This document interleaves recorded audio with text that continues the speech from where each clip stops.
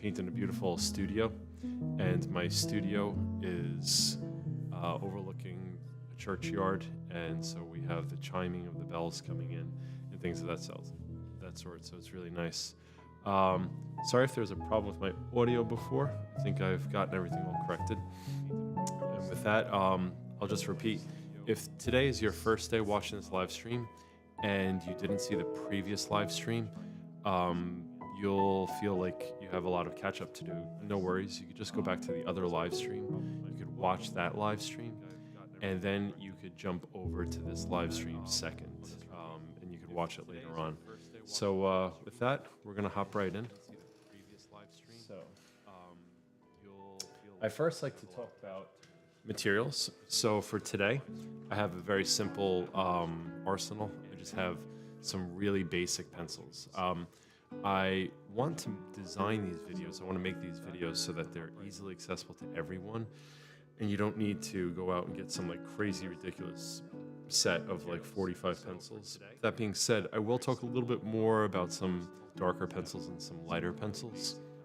But if you're working with me today and all you have is a number 2 pencil, that's completely sufficient. And so you'll be fine with like a number 2 pencil. And then the thing I do is I use a kneaded eraser just like this. So this kneaded eraser and this pencil is everything that I need. So jumping over to the pumpkin, one of the things that we first see as we look is we have our drawing right here. Again, we pushed this along for about like 1 hour last week, and we have mapped out a number of things. So let's talk a little bit about the mapping out that we've done. So right over here, we gave a conceptual sketch for the pumpkin. So this concept sketch right here is a sphere. We started with the external contour. We went over to the shadow shape. We filled in the shadow shape. Then we established where the highlight was going to be. We put in halftones. Then we took this concept right here and we rolled it over to the pumpkin right there. So again, in taking this and rolling it over there, we established the overall shape. Then we found a more detailed external contour. After the detailed external contour, we then went and found the shadow shape right here. After we found the shadow shape, we filled in our shadow a little bit. Then we found our location of our highlight. After the highlight, we then went in and we put in a little bit of halftone. So that is a really abbreviated version, very, very quick version of what we did last week. If that is daunting to you and you're like, that was way too fast, don't worry about it. Watch the previous video and you'll be all caught up. Jumping back to this right here, what I'm going to do in looking at my pumpkin is I'm going to really try to today go into the specific information. So by specific information, I mean, let's just take this passage right here. And you know what? I'd like to zoom in on that just a little bit more so that you can see what it is that I myself am going to be doing. So I want to see the half tones, like let's say like right here. My pumpkin has moved a little bit, and so, but I think it's more or less in the correct spot. So what I'm going to do is I'm going to start going in more so with the half tones right now. I myself am going to be doing so. I want to see the half tones, like let's say like right here. My pumpkin has moved a little bit, and so, but I think it's more or less in the correct spot. And in going in with those half tones, I'm able to really see the highlight start to lift off a little bit. Maybe I went a little bit too dark right here.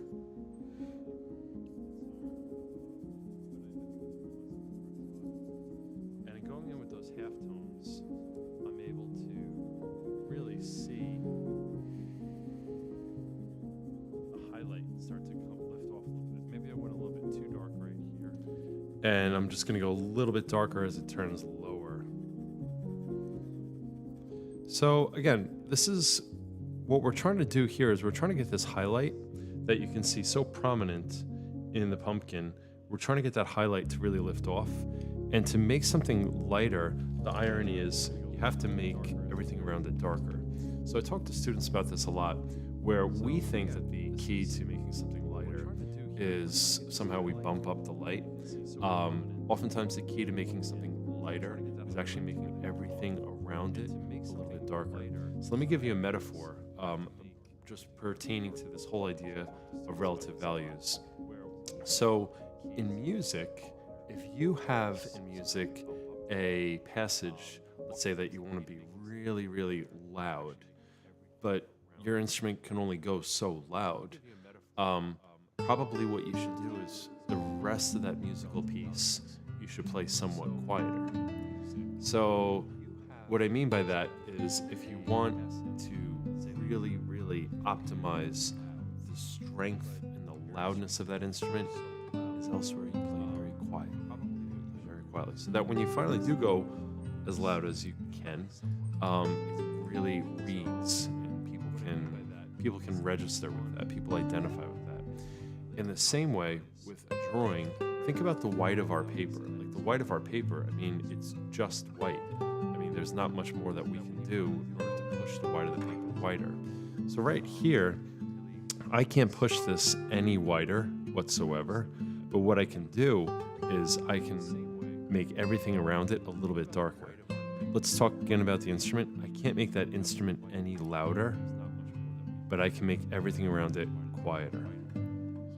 So that's what we're up to right now.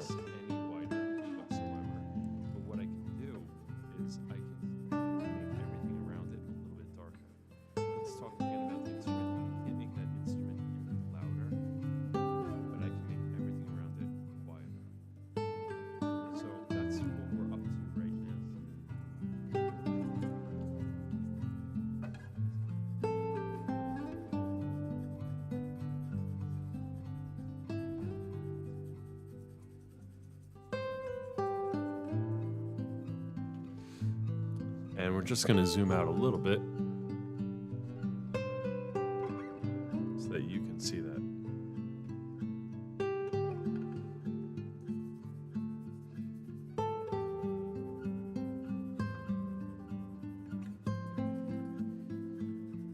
And we're just going to zoom out a little bit. So now, here's something that's kind of neat. When you are drawing or painting, let's just talk only about drawing today. When you are drawing and you have your light source, let's say it's coming from the left as we have it, and the light source is very strong right here. Well, the bands of dark are going to, on this pumpkin, get darker as they go away. And the reason why they get darker as they go away is simply put, the light cannot reach this side of the pumpkin. So you might say, well, that's really redundant. I know that. Like, obviously, the light can't reach that side. But you would be surprised how many students, when they work, they don't keep in mind the fact that that light can be thought of as being almost like water.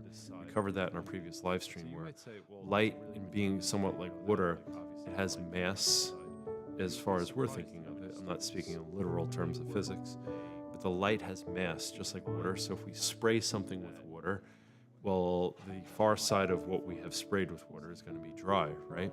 Well, if we spray that pumpkin with light, the far side is going to be dry. So you can almost think of shadows as being dryness when we use that metaphor. So jumping over to the pumpkin, as we look at the pumpkin, what we find is that the shadow over here, this is going to be the most dry, so this is going to be the most dark. So what you can do is you can really lean in heavy on your pencil and try to really pull out some rich resonant darks. Shadow over here, this is going to be the most dry, so this is going to be the most dark. So what you can do is you can really lean in and only lean harder as you go towards the shadow over here. Now, I've done something in this setup where I've put a little cloth over here. And you might be asking, well, why is there a cloth over there? Well, the reason for the cloth is so that it creates this bounce of light right over here. That's probably best seen if you look at the concept drawing and you look at the little thing of light right here. So that little piece of light kind of like helps turn the form. And we see this done a lot in Albrecht Dürer's work and different artists, where they will actually take the little reflected light and they'll use it to heighten the form of something. So I've put a little piece of paper towel in the lower right-hand corner of my setup, and I'll show you it right now.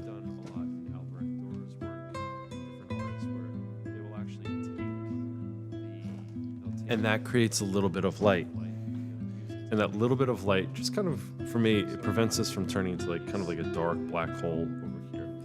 So I'm going to go pretty dark over here, but then it starts to get a little bit lighter again. Again, just like right over here, it goes pretty dark right here, but then it starts to get a little bit light. That creates a little bit of light. And that little bit of light is for me, prevents us from turning to like kind of like a dark black hole. So I'm going to go pretty dark over here, but then it starts to get a little bit lighter again. Again, just like right over here, it goes pretty dark right here, but then it starts to get a little bit lighter.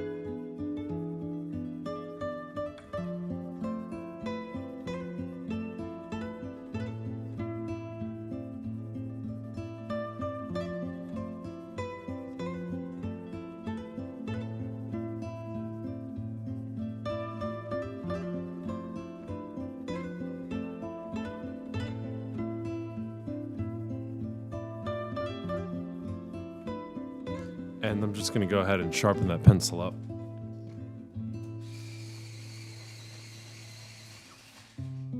Okay, so I was saying in the beginning how you don't need more than one pencil, but some of you may have more than one pencil. And so you might say, well, I'd like to see how I could use more than one pencil.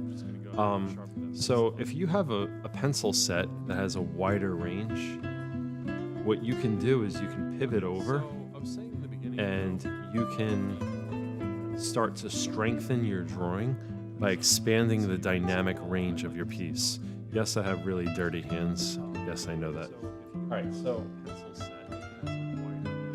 drawing and painting, a 2B is somewhat in the middle, and a 6B is very, very bright. So you can't quite see that on there, but you can take my word for it that that is a 6B pencil. So 6B is going to be very dark. I think I said that incorrectly before. 2B is very light. 6B is very dark. So what I can do is I can start to strengthen certain dark passages of my pumpkin. So you can't quite see that on there, but you can take my word for it that that is a 6B pencil. So 6B is going to be very dark. I think I said that incorrectly. 2B is very light. 6B is very dark. So what I can do is I can start to strengthen certain dark passages of my pumpkin.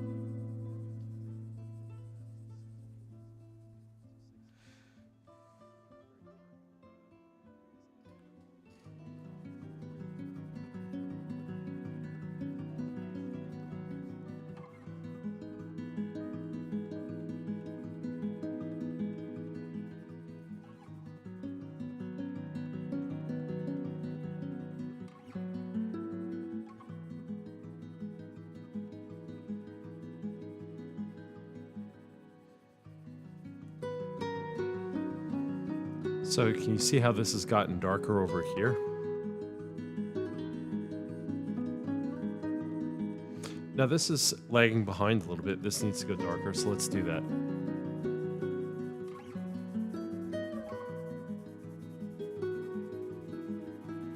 So can you see how this has gotten darker over here? Now this is lagging behind a little bit. This needs to go darker, so let's do that.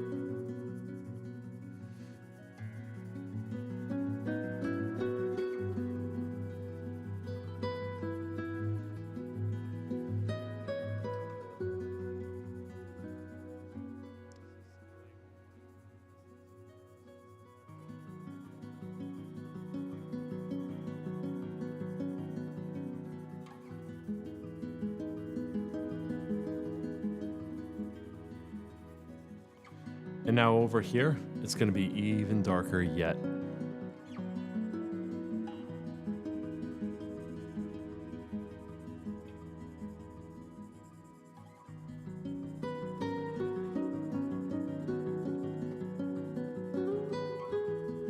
now over here, it's going to be even darker yet.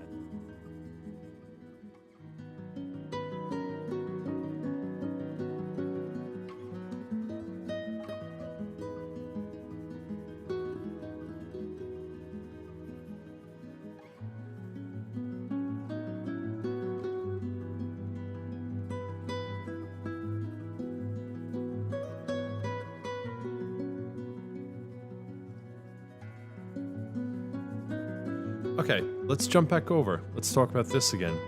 Look at the gentle progression from light until dark. Look at the gentle progression from light until dark. You can see how this pumpkin, which is obviously it's more complex by quite a bit, still has all the same characteristics of what's going on in here.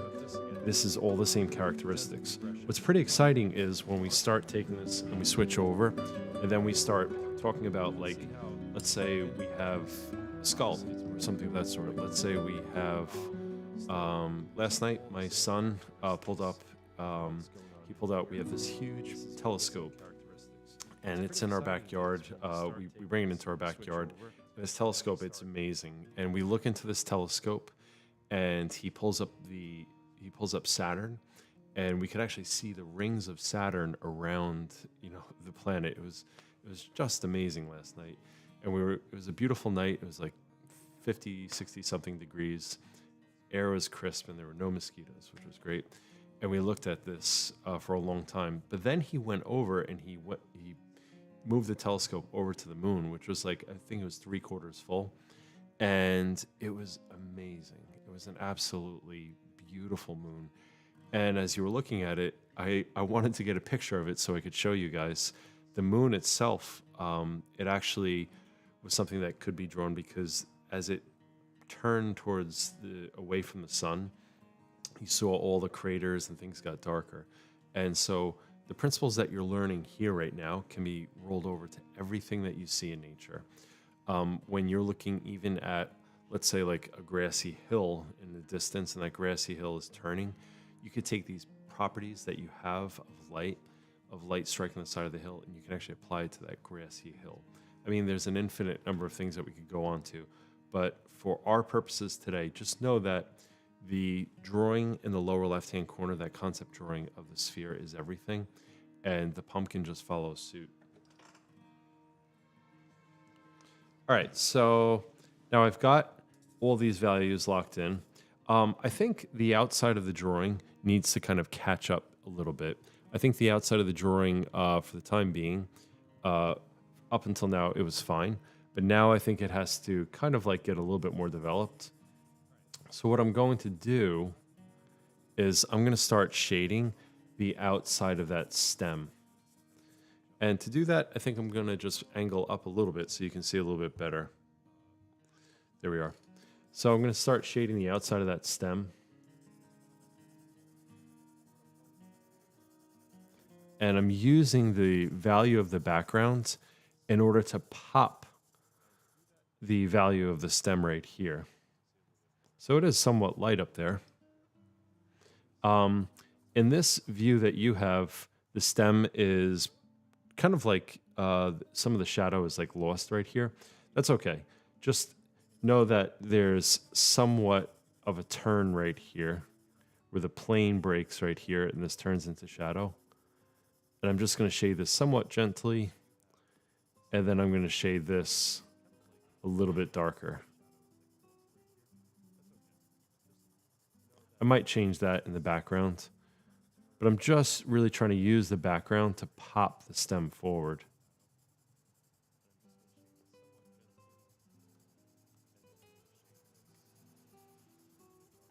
Okay, so now the background over here is looking a little bit empty. I think that this just looks too, I don't know, to my eye, nothing. I'm going to try something. I'm going to use this dirty hand of mine. I'm going to see if I could smush the background a little bit, see if that does anything interesting. A lot of my drawings and paintings, I really just, so much of them is just kind of like exploring and playing. I don't really get too concerned about like rigid technique when it comes to the identity of each piece. So like this piece, if I drew it twice, it'd be different both times. So I'm just gonna let this kind of like melt into the background over here. The stem's gonna be a little bit lost. I want all of our attention to go right here to where the light is. So I'm really gonna blast the light right up here, and I'm gonna let the shadow behind here disappear. Now, to my eye, that is a bit of an empty passage. And I think it is really funny how dirty my hands are. I just think that's funny. To my eye, that's a bit of a blah passage in the upper right-hand corner. I feel like the upper right-hand corner needs like some like motion or something a little bit more. So what I'm gonna do is I'm gonna grab my trusty blending stump. So these blending stumps such as these, they give a lot of character to a piece. For me, they give a piece like some kind of like motion. So what I'll do is I'll use the blending stump. You see how it leaves some nice marks over there? That's kind of like life. Like, it imparts like some kind of energy to the piece. So you see that? And now that has like a little bit more motion to it. If you're interested in any of these things, we have on the shop of the website, we have all different like pencil kits and things of that sort. And these are the types of things that you can buy with blending stumps in them. I really like having not too many materials, but I like having the right materials for what I'm working on. Because if you don't have the right materials, it's just so much like other crafts. I do a little bit of woodworking, kind of like survival woodworking in the sense of keeping my house from falling into the ground. And if I don't have the right tool, I can't get the job done. So I place a pretty good emphasis on having the right tools, but not too many of them. All right, so I have this kind of like mapped out now. Maybe I'm going to take the lower passage right here. And I think what I might do is I might take that lower passage and I might give that a little bit more character. So let's just angle the camera back a little bit and go right here. Let's give this a little bit more. I don't really want this to advance too much. So there's actually another lesson that we can have right here where you can take certain passages of a drawing and you can sharpen them and you can raise the contrast. And when you sharpen something and you raise the contrast of it, what happens is it advances towards you. So when you soften something and you blur it down and you lower the contrast, what happens is it recedes away from you. So the highest contrast, again, is sharp, it advances. Lowest contrast, it's soft, and it retreats. So we can do this in drawing and painting. And so in drawing, what we do is we take a passage such as this. I don't necessarily want this passage right here to shoot off the page the same as I want this passage right here. I actually would prefer that this advance more and this retreat more. So what I'm going to do is I'm going to take the blending stump and I'm actually going to send this away a little bit. See how I'm softening that? So in softening that passage, and let's get close to that so that we can see. So in softening that passage, what I've done is I've kind of, in a way, I've made it less important. So now I'm even going to take my pencils and I'm going to send it away even a little bit more yet. I'm lowering the contrast right here on purpose so that all the focus goes right here in the drawing. Okay, so this became quite soft down here. Now, let's get this up here in the corner sharper. So to do that, I'm going to zoom back, and I'm going to take us back to a wider view so that we could see how getting sharper up here and darker is going to really help things out. So now this is a 3B pencil, a 2B pencil. This is a 6B. You could do this whole entire study, again, with just a 2B pencil, but watch what I do if I add in a really dark pencil. So this is a 9B pencil. This is very sharp. I liken this in an orchestra to, like, I don't know, something really, really dramatic and powerful, like the drums or some kind of like upright bass, like just a deep, thunderous dark. And watch what happens when I increase the contrast right here. As I increase the contrast, I make this darker. What's cool is that now that appears to be lighter. I didn't even touch that, and yet that feels a little bit lighter. So I'm going to push the dark over here again and go even darker yet. And the darker I go right here, the lighter this starts to feel. Now, I'm not going to go dark all the way down, because if I increase the contrast right here, but I also bring that dark all the way down, well, then I'm going to pop this forward when I kind of want that to retreat. Again, I want all the eye to go right here to where the light is. So I'm intentionally not going to go too dark down here. I'm going to let that just kind of like melt away a little bit more.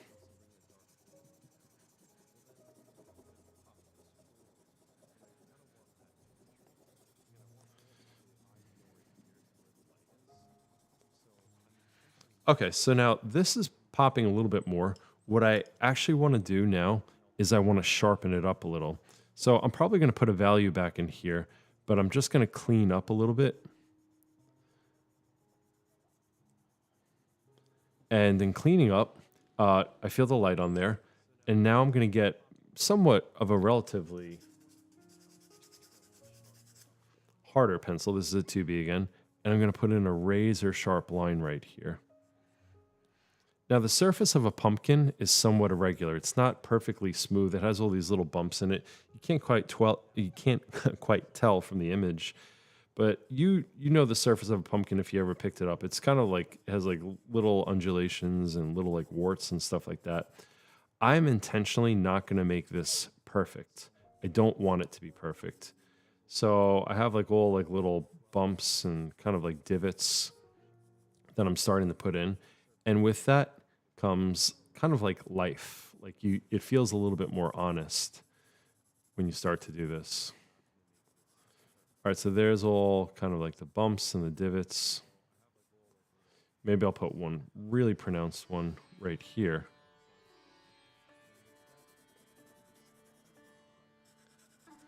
Okay, so now I removed the halftone there with my eraser to clean up this and sharpen this line.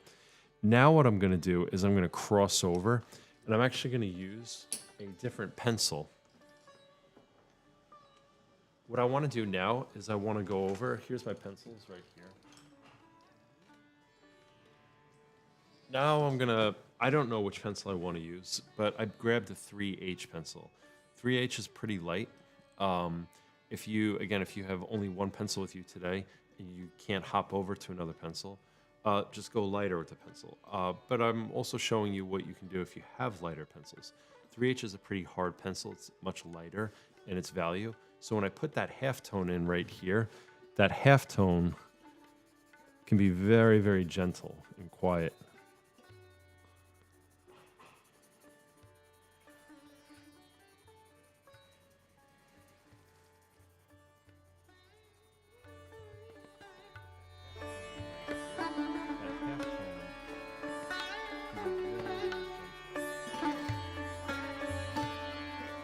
All right, so now the light's really starting to be focused right here. So you could say to me, well, why do we have a halftone right here if, in fact, the halftone is, if the light is coming from here, why is there a halftone? Well, there's a halftone right here for the simple reason that if you look at that little concept drawing, that concept drawing over here has that little halftone right there. So it's kind of like this, like, I don't want to say it's this like law of drawing and painting, but it is kind of adjusting the brightness here so you can see. So now it's a little bit less bleached out right there. There's our halftone. This halftone right here helps turn the form. So I have an activity for you. If you are watching this and you're sitting in your home, what I want for you to do is I want for you to hold up your hand and hold your hand kind of like near a light source. And as you hold your hand near a light source, you could also do it with something else. You can look at an object like a base of a lamp on the other side of the room. It doesn't really matter. But notice how there's light hitting that surface, but then as that light hits the surface, there's a gentle halftone before the form turns away. So now to do this, I'm going to use a very good shiny object that picks up a lot of light because it's so like waxy and clean. That would be my balding forehead. So let's look at Kevin's balding forehead and talk about halftones. So if you can see right here, there's this really shiny bright right here. But then as it turns, there's a gentle halftone right there. So it goes really bright and then a little bit darker. Not much darker, just a little bit darker. So one of the things I did as an artist for a long time was I didn't put that halftone right over here. If you look at your hand again with the light, you see the highlight, but then you see a little gentle halftone. I didn't know to put that in. And I actually did not learn this in uni. I actually learned this from reading a fantastic book. It's called Drawing Lessons from the Great Masters by Robert Beverly Hale. And we have a list of books that we're putting up on the website. So if you ever have questions about this, you can just simply go over to the website and see the recommended books, Drawing Lessons from the Great Masters. And in this book, the author of the book, Hale, Hale, he said that you have to have that little halftone, or else the form doesn't turn. I was like, oh, that's exactly right. I was so amazed that I went so long without realizing that, like, without that halftone, everything is a little bit flatter. So let's jump back over to the pumpkin and look at the halftone that we put right here. That turns the form away a little bit, but we want to preserve the halftone right here. So if we want to preserve that halftone, we're going to leave that completely empty.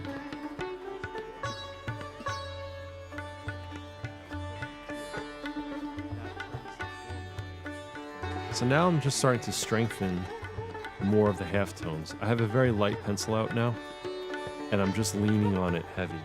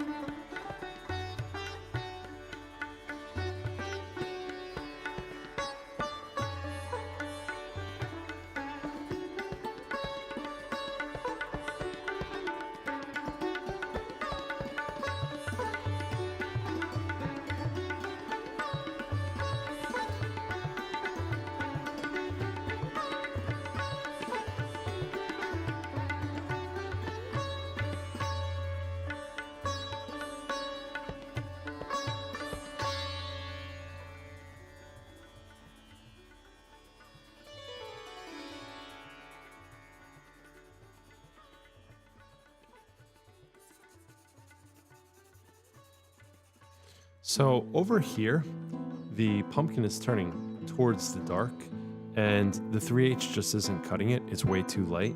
So what I'm going to do is I'm going to swap over, and I'm actually going to pull out the darker pencil. So for a darker pencil, maybe I'm gonna go in the range of like F. So here we are. I have my pencil right here. So now I'm gonna go in, I'm gonna lean quite a bit heavier.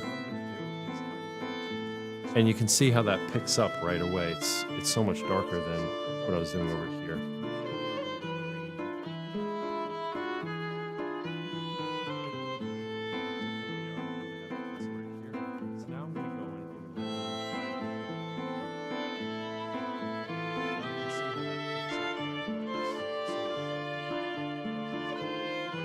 And I feel like we can start to feel the whole form turning now.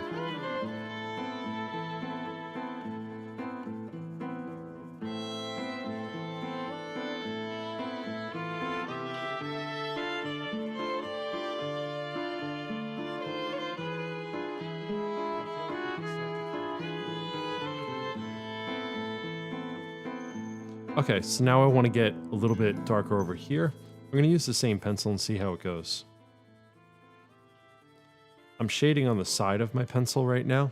I'm holding the pencil like this because I don't want any precise marks. I prefer broader marks. I prefer broad strokes right here. So now I want to get a little bit darker over here. I'm going to use the same pencil and see how it goes. And I feel like it's starting to gain real dimension. I'm shading on the side of my pencil right now. I'm holding the pencil like this because I don't want any precise marks. I prefer broader marks. Broad strokes. And now I'm going to go even further yet. And I feel like it's starting to gain real dimension. And now I'm going to go even further.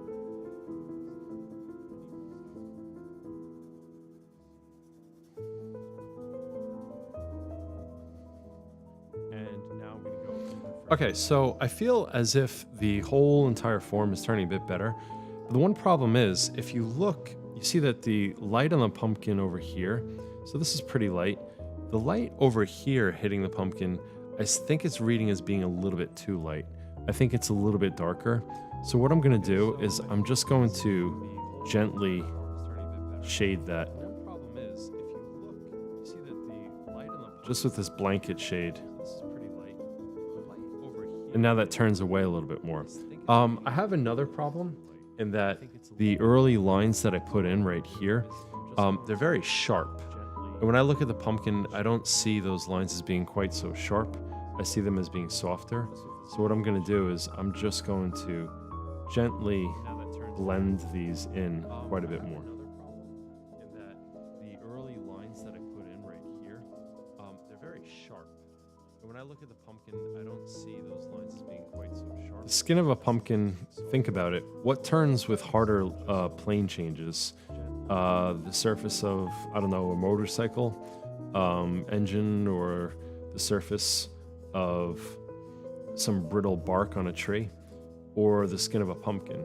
So pumpkins are kind of like waxy. Pumpkins have gentler turns, relatively speaking. And so we don't want these transitions right here to be very hard, but rather we want them to be soft.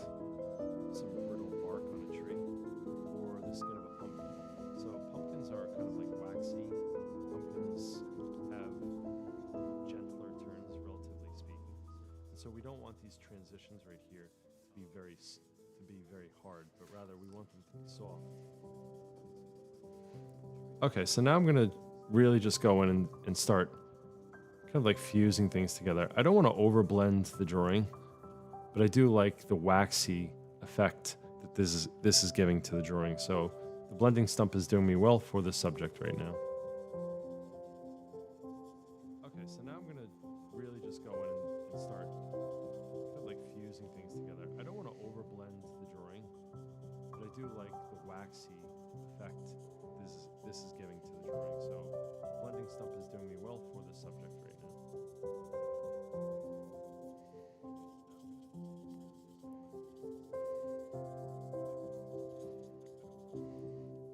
Okay, so now I don't know if it's evident in the photo, but there's another turn of a plane or two right here on the pumpkin. I'm going to start to put those in.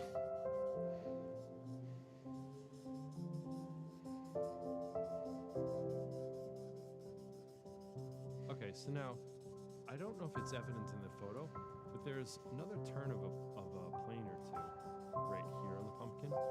going to start to put those in.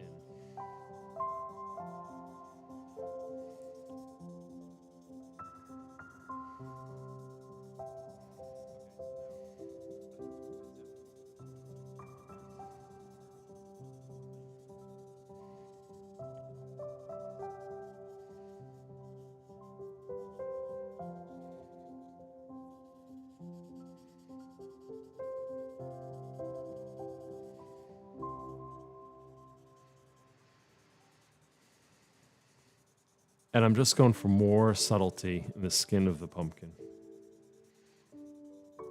I can see a little bit more information up here, just some ripples on the surface of the skin.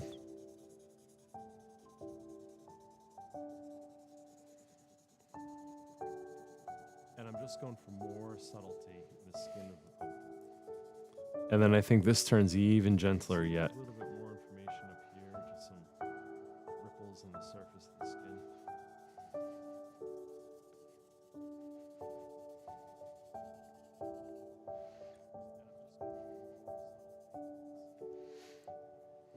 And then I think this turns even gentler yet.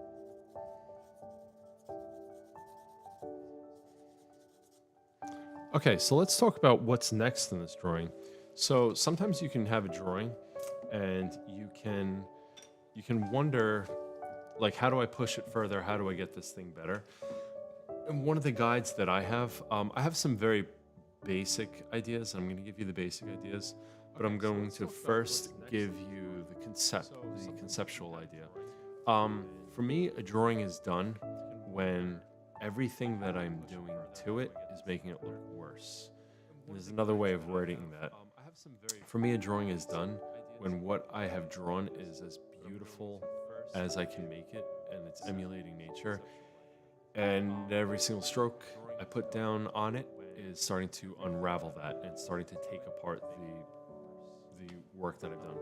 You could say, well, that's a very nebulous way of looking at something. Like, how, like, that makes no sense. Like, how does that help me? Give me something more concrete.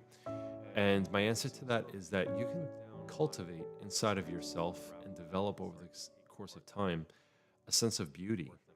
You can develop over the course of time an understanding of things that move you. You can develop an eye. It doesn't, some people, I have to say, are born with really great aesthetic, just, they have a good sense. But everyone can improve. And so I don't know where I was born on the scale of having a good eye or anything like that. But I do know that over the course of time, as I've just spent time drawing and painting, and I've ruined enough artwork. I mean, by ruined, I mean ruined and wrecked it, throw it in the garbage. I've done that enough times to know when I'm pushing something in a direction that I really shouldn't anymore. I think a lot of artists get caught up on something that I wanted to address today, and they kind of don't have a difference in boundary lines between what is a study and what is a work of fine art. So there's a word in French and it's called étude. So if you've ever heard the word étude and you've played a piano piece and it's called étude, that means it's a study. In the Western culture now, especially in the United States, the word study is very dry and analytical, and it's very left-brained and it's precise. And fine art is something like very emotional and it like has significance. But the boundary lines weren't so starkly delineated back in the day, but rather an étude for, let's say, the artist Proudhon, Prudhon. So Proudhon, with his work, he would have these studies that had just, they were absolutely beautiful. But he also was always aspiring, he was pushing himself to see something more beautiful. But he took the pressure off of himself of having, like, let's say, a grand oil painting with multi-figure composition. But the study was just a study where he was always going to push himself to see the more beautiful thing. So as you work on your drawing, as you work on anything, one of the things I would encourage you to do is give yourself the ability to do the étude. The étude is somewhat more of a pursuit that's, like, I would say, more experimental, perhaps. It's not to say that fine art and a huge oil painting can't be experimental, but in an etude, you really just want to experiment with different ideas. You want to use the side of your hand and smudge. You want to just get into it and be willing to lose the piece. Be willing to lose that drawing. Be willing to lose that painting when you're doing an etude, because that's how you grow. You push something beyond the bounds of what you normally know how to do. So I do that in my work all the time. Every drawing I approach, I do that. So let's jump back to how do we push the drawing from this point further. Well, there are some things specific things that are important in terms of just technique that I'm going to do in a little bit. We're going to return again to the idea of focus, but we're also going to talk about softs and sharps. So softs and sharps is a very important conversation. When we live in a day and age in which everything is like HDI, HDMI, HDR. I don't even know all the terms anymore. It's like 4K, 5K, 8K, and everything just gets more and more sharp.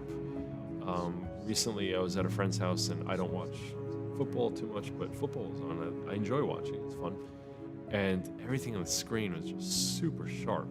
And the colors were like really vibrant, and the screen was so bright. Like my eye was just like exhausted looking at this game, because everything is just in like the sharpest definition you can possibly see it. That's not actually the way the human eye sees. We physically will focus, that's optical focus, but we also psychologically focus on something. So when we physically focus on something, that thing that we're looking at it becomes relatively sharper, and the things we're not looking at are blurred. We call that peripheral vision, right? So my hand, do an activity with me. Hold up your hand and look out like this. And look at how your hand is somewhat sharp, it's pretty sharp, and then the objects behind it that are 10 feet, 20 feet, 30 feet away are blurry. That's because your eye, the optical zoom of your eye, is focusing with your two eyes on that one thing close to you. Now, you could flip that, and you can hold up your hand and look at the wall in the distance. Now, if you look at the wall in the distance and not at your hand, now your hand not only has it become two, but that's a different conversation, but like it's become blurry. We'll just say that it's become blurry. So that's a physical change in your eye. But now let's talk about psychological focus. When we psychologically focus on something, it could be the thing that we care about. It could be the thing that matters to us. So when we talk to each other, we usually look each other in the eyes. When we look each other in the eyes, what happens is the other things, they melt away, yes, for physical reasons, but they could also melt away because they're somewhat less important to us. So I use this a lot in painting. This is a very subjective thing. Every artist will handle this differently. Some artists will hear me saying this and say, that's a bunch of baloney. I understand. But I use this a lot in my own work, in still life drawing, painting, landscape paintings, where I focus on the area that matters. It could just be the poetic climax of a piece. Now let's talk about the last thing. So a pumpkin, as we look at it, I'm gonna grab a tiny little pumpkin over here. The pumpkin actually has things that are genuinely soft and sharp on it. So as I look at this, the stem is like razor sharp. And as I look at this, the skin is kind of like waxy, as we were talking about before. But then there's going to be all these moments on the skin where you can see like these little crevices and craters and stuff of that sort. There's going to be moments right here that are going to alternate softness and sharpness, like within like the skin itself. These are important for us to pick up in our drawing, and there are no shortcuts. We would love to have like some magic wand that we could just wave and we could say, oh, like take my drawing to the next level, abracadabra, and we just do the thing. But there's no real shortcut right here. So I have some students work on portrait paintings, and they get to like an area like the forehead. The forehead has different planes, it has different lobes and things going on. Sometimes they want to fast forward and they just want to work on the eyes, let's say, but then the forehead is kind of like a squarish blank thing. sometimes you got to slow down and you got to draw all the little bits of information. Sometimes you just have to slow yourself down if you're drawing a pumpkin. Even if in your head you're like, I've been working on this thing for like 2 hours. You got to slow it down. You have to just observe the small bits of information, because on there you're going to see all the character.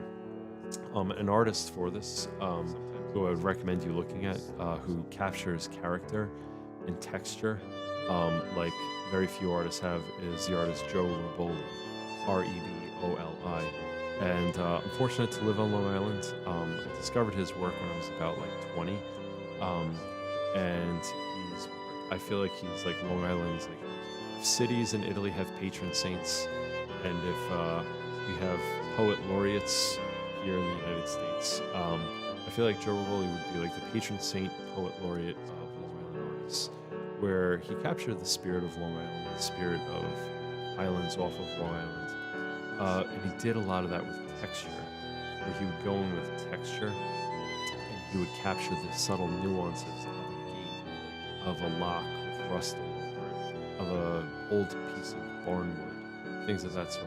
And he spent time on those things. Because he spent time on it, you can see the story. You can see the story in the actual patina, and the texture, and the blemishes, and different things. That, for him, that was life. So I encourage you to look at Roboli's work. If you're ever on Long Island, to visit the Roboli Center up in Stony Brook. And you can see his paintings. You can see how the subtlety and the attention to detail was the poetry. It's so special. So let's jump back over the pumpkin. Let's start to see more detail.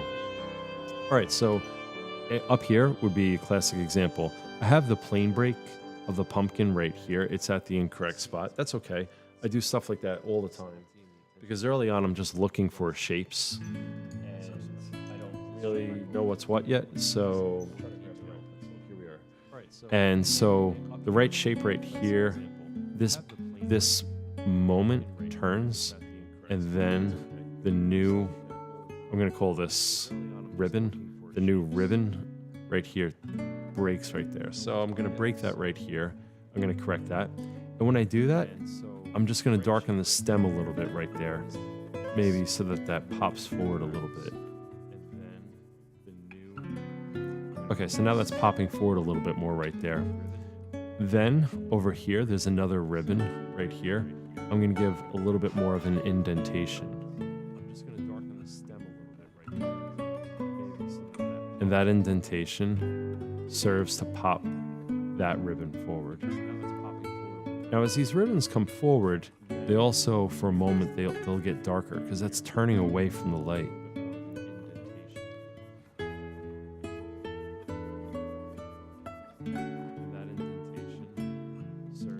Over here, again, it turns.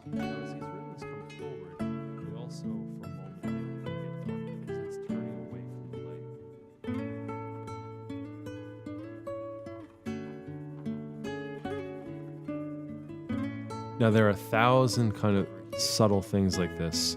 One of the things I would recommend to you as you're drawing and painting today, you can follow along with what I'm doing. You only have a small thumbnail as a reference for your pumpkin, but I'd encourage you to go out, and if you can't get your hands on a pumpkin, an orange is perfect. A baseball is perfect. Find something around you. My personal take is I like grabbing things from nature, especially this time of year. Autumn's really beautiful, and grabbing something from nature and using like something spherical. A grapefruit has so much texture it would make my head explode, but a grapefruit would do. And just start to appreciate the subtle information going on. I'm strengthening some of these shadows a little bit. As I strengthen the shadows, on the far side of it where the light is catching, I'm going to erase away some light. And just start to appreciate the subtle information going on. I'm strengthening some of these shadows a little bit. As I strengthen the shadows. And I'm going to erase away some light right here. On the far side of it where the light is catching, I'm going to erase away And you start to really see the dimension of this start to lift off, which is fun. It's really exciting when it gets to this point.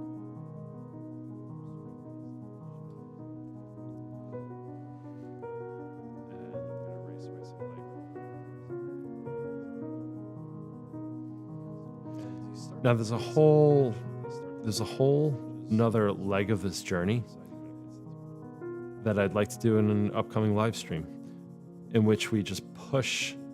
See how this passage right here just really came alive, whereas before it was somewhat dull. Maybe it's over sharp and over dark right now, so I have to make this fit. But you can see that there's a whole next stage of this drawing, and so I'm going to go with another live stream on this, so that you could see this come alive even more. Again, a lot of this, if you're watching this video, it's not so much about learning how to draw a pumpkin, it's about learning how to draw. And we're using the pumpkin as the excuse, maybe I'll say.